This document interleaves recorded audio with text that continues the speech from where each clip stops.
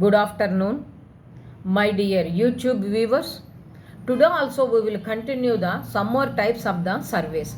Apart from this surveys, there are some other surveys. Number 1, direct and indirect survey. Under the direct survey, quantification is possible, but a description is not at all possible. And in indirect survey, example, ill health condition. For this, causative factors we want to know about the one's own wellness. For this, we will study the nutrition as well as the deficiency factors.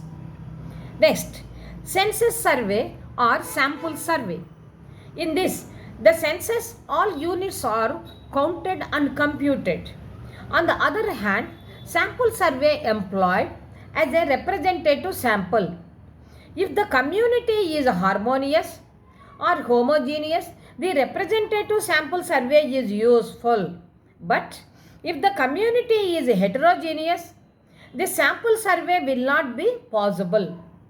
Third, primary and secondary survey. In the primary survey, first-hand information we can get it. Moreover, it may be the new and also it consists the reliability. Whereas in secondary survey, information is through literature we can get it because already it was published in the print media. Next, initial or repetitive survey. If any survey is first time conducting, we will call it as initial survey. But researcher used to have the habit to visit many times and done the field work. We can call it as repetitive survey. It will happen only out of need when the people are not satisfied. Next, official, semi-official or private survey. If the survey has done by the government, called as the official survey. If the survey has done by the quasi-government institutions like universities, corporations, boards, called as semi-official survey. If the survey has done by private agencies, personnel, we can call it as private survey. Next, widespread or limited survey. Widespread survey covers larger communities with multiple aspects. Very important point, multiple aspects. Small or limited survey covers the small communities with a specific, that is the single questions. Single area will be selected, so the related questions we will prepare only. But limited survey has great reliability than widespread survey. Next, public and confidential surveys. The survey done on general problems, there is no secrecy to maintain, so that it will be going for the publication. Against this, some survey information should not be revealed or uttered to the public. Why? Because it may be the defense policies, so that it is very important to maintain the confidentiality. Next, postal or personal survey. If the researcher get the information from the respondent through personal or direct interview, is called the personal survey. Due to the non-availability of the respondent nearby, we use it to send the questionnaire to the respondent by post, called as postal survey. Next, regular and ad hoc survey.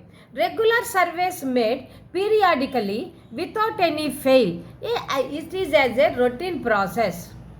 Ad hoc surveys are conducting the survey with a specific purpose or aim. Here periodical visits are not possible, so absence of periodical visits. Next, Herman V. Morso has given the 10 stages or the phases for the survey. Number 1, definition or purpose or objective one should have. Definition of the problem to be studied. The analysis of the problem in a schedule. The delimitation of an area or scope. Examination of all documentary sources. Field work. The arrangement, tabulation and statistical analysis of the data. The interpretation of results, deduction, graphic expression. Once again, we will recap the information. Apart from the above survey methods, there are some more surveys are also included. Example, direct and indirect survey.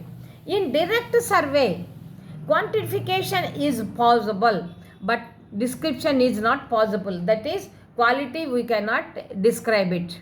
Next, in direct survey, example, ill health condition of an respondent. Here, causative factors for the illness we want to note it down. For this we will do the study, particularly nutrition and other deficiency matters. Next, census survey or sampling survey. In the census, all units are counted and computed. On the other hand, sample survey employed as a representative sample. If the community is harmonious or homogeneous, the representative sample survey is useful. But if the community is heterogeneous, this sample survey will not be possible. Primary and secondary survey. Here, in the primary survey, first-hand information we can get it. Moreover, it is not only the new and it has the power of reliability. Whereas in secondary survey information, it is only through the literature we can get it because it was already published, that is printed. Initial or repetitive survey. If any survey is first time is going to be conducted, we will call it as initial survey. But researcher used to have the habit of visiting many times in the field work. We can call it as repetitive survey. When we will happen, if we are not able to get the expected results, we will go many times. That's why repetitive survey is also possible in the social sciences. Next, official, semi-official or private survey. If the survey has done by the government, is called the official survey. If the survey has done by quasi-government institutions like universities, corporations and boards, called as semi-official survey. Next, if the survey has done by totally private bodies or persons or agencies, called as private survey. Next, widespread or limited survey. Widespread survey covers larger community with multiple aspects. Bottom line point is multiple, that is many aspects they want to study. But small or limited survey, it covers small communities with specific questions only within the same community. But limited survey has great reliability than widespread survey. Next, public and confidential survey.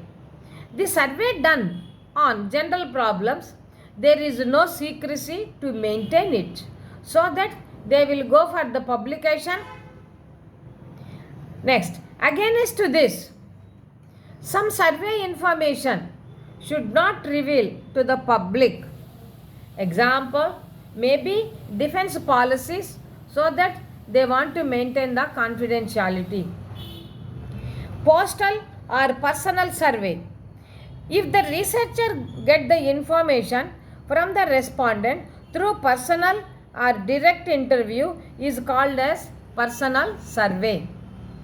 Due to the non-availability of the respondent nearby, he used to send the questionnaire to the respondent by the post, called as postal survey.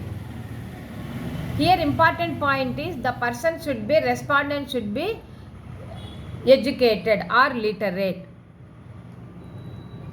Regular and ad hoc survey. Regular survey made periodical visits without fail as a routine work in order to reach the expected results. Second, ad hoc surveys. These are conducting the survey with specific purposes or the aims. Here periodical visits are absent. That is the difference. For regular routine process, ad hoc only with the specific process. Next, Herman V. Morse has given the 10 important phases or the stages at the survey. Definition number 1. Definition of the purpose or objective. Second, definition of problem to be studied. Third, the analysis of the problem in a schedule. The definition, the delimitation of an area or scope. Next, examination of all documentary sources. Next, field work. Next, the arrangement of tabulation, statistical analysis of the data, the interpretation of results, deduction, that is graphic expressions. So all these will come under the Herman's ideas about the survey. So by this today's lecture is completed. This is Bindu taking leave from the YouTube platform. If possible, do subscribe. Good day.